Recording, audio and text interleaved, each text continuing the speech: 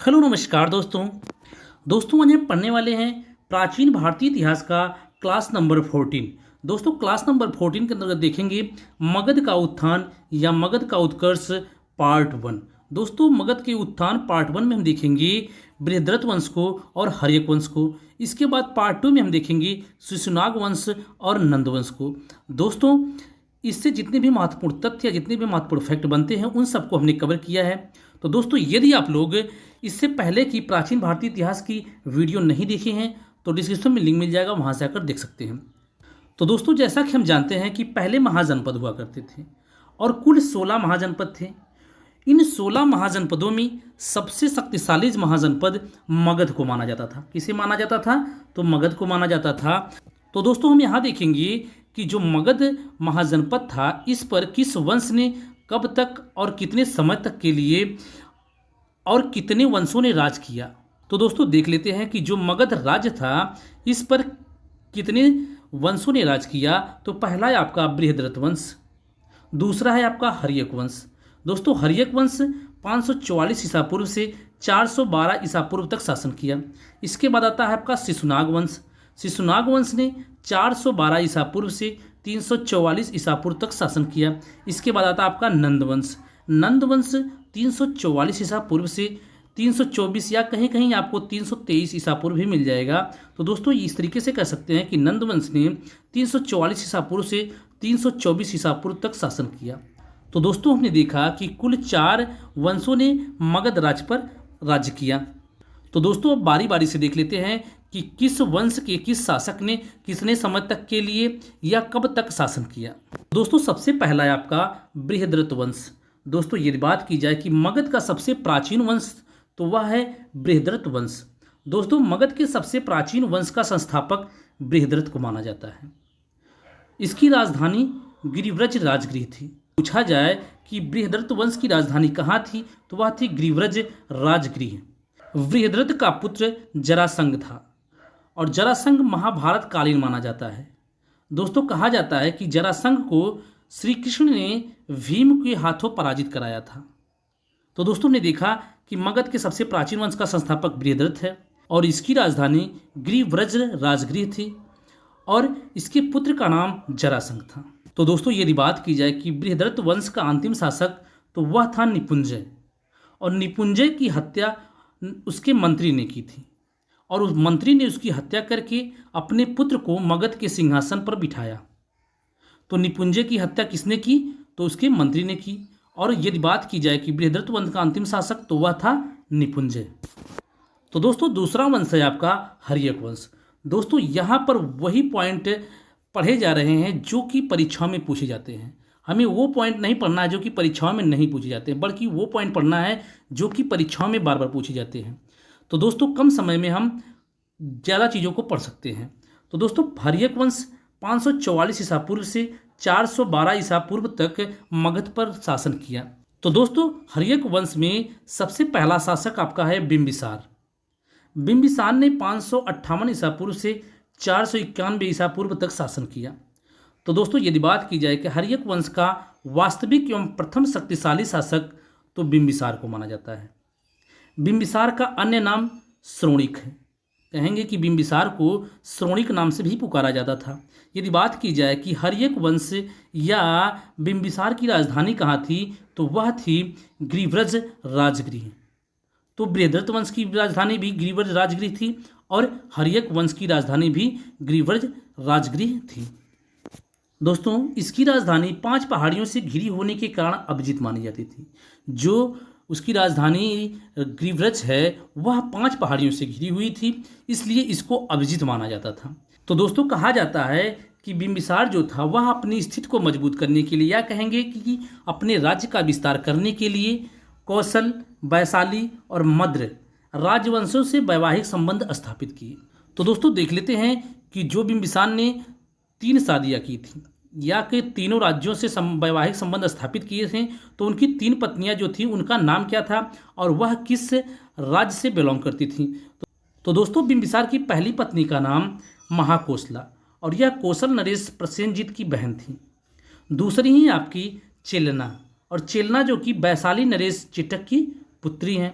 इसके बाद आपका आता है तीसरा क्षेमा। तीसरी पत्नी का नाम क्षेमा है, जो कि मद्र वर्तमान में पंजाब के नाम से जाना जाता है। यह मद्र की राजकुमारी थी। कुछ महत्वपूर्ण तथ्यों को डिस्कस कर लेते हैं कि जो बिंबिसार का राज्यवैद्य था उसका नाम था जीवक। तो दोस्तों कहा जाता है कि जो अवंती नरेश चंड प्रद्योत थे उनको पीलिया या पांडु रोग हो गया था। तो दोस्तों इसको ठीक करने के लिए बिंबिसार ने अपने राजवैद्य जीवक को वहां पर भेजा था। तो दोस्तों एक तथ्य और भी मिलता है कि महात्मा बुद्ध जब बीमार थे तो उनके इलाज के लिए भी किसको भेजा गया था, तो जीवक को भेजा गया था। किसके द्वारा? बिंबिसार के द्वारा। तो दोस्तों कहा जाता है कि बिंबिसार ने मगध पर लगभग 52 वर्षों तक शासन किया था। कितने वर्षों तक? तो 52 वर्षों तक। बिंबिसार महात्मा बुद्ध के समकालीन थे और वह महात्मा बुद्ध से काफ़ी प्रभावित थे। तो दोस्तों क्वेश्चन पूछे कि बिंबिसार किसके समकालीन थे, तो वह थे महात्मा बुद्ध के। बिंबिसार जो कि महात्मा बुद्ध से प्रभावित थे और उन्होंने बेलवन नामक उद्यान महात्मा बुद्ध को उपहार में दिया था। तो दोस्तों यदि बात की जाए कि जो हर्यक वंश की राजधानी राजगृह थी उसके वास्तुकार कौन थे, तो महागोविंद थे। महागोविंद नामक एक व्यक्ति था जो इस राजगृह का वास्तुकार था। बिंबिसार का पुत्र अजातशत्रु ने इसकी हत्या कर सिंहासन प्राप्त कर लिया। तो दोस्तों कहा जाता है कि जब बिंबिसार अपने शासन के अंतिम समय में चल रहा था तो उसके पुत्र ने जो कि अजातशत्रु था उसकी हत्या करके वह खुद सिंहासन पर बैठ गया। तो दोस्तों अभी हमने बताया कि जो अजातशत्रु है वह बिंबिसार का पुत्र था और यह बिंबिसार की हत्या करके गद्दी प्राप्त किया था। तो दोस्तों इसका शासन काल 492 ईसा पूर्व से 460 ईसा पूर्व तक था। किसका? तो अजातशत्रु का। तो दोस्तों अजातशत्रु अपने पिता बिंबिसार की हत्या करके 492 कहीं कहीं आपको मिलेगा और कहीं कहीं आपको 493 ईसा पूर्व भी मिलेगा। तो दोस्तों वह 493 ईसा पूर्व में गद्दी पर बैठा। किसकी हत्या करके? तो अपने पिता बिंबिसार की हत्या करके। अजातशत्रु की माता का क्या नाम था? तो अजातशत्रु की माता चेलना थी, जो कि बिंबिसार की दूसरी पत्नी लिच्छवी राजकुमारी थी, या कहेंगे कि वह वैशाली की राजकुमारी थी। अजातशत्रु का उपनाम। दोस्तों अजातशत्रु को और किस नाम से जाना जाता था, तो उसे कुड़िक और अशोक चंड के नाम से भी जाना जाता था। कुड़िक क्यों कहा जाता था?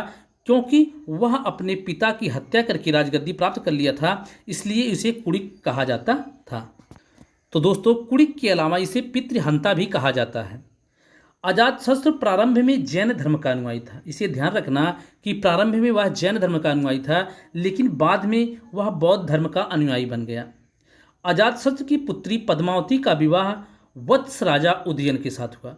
दोस्तों यहाँ पर आप कंफ्यूज मत होना, क्योंकि जो उसकी पुत्री पद्मावती थी उसका विवाह उदयन जो कि वत्स का राजा था उसके साथ हुआ था। लेकिन अभी हम आगे देखेंगे कि अजातशत्रु का पुत्र जो है उदयन उसका नाम है, या उसे उदायन भी कहा जाता है। तो उदयन और उदायन या उदयन, इसमें आप अंतर समझ लेना। तो दोस्तों यदि बात की जाए कि अजातशत्रु का मंत्री कौन था, तो अजातशत्रु का मंत्री वर्षकार, या कहीं कहीं आपको वर्षकार भी मिलेगा। तो कौन था? वर्षकार था।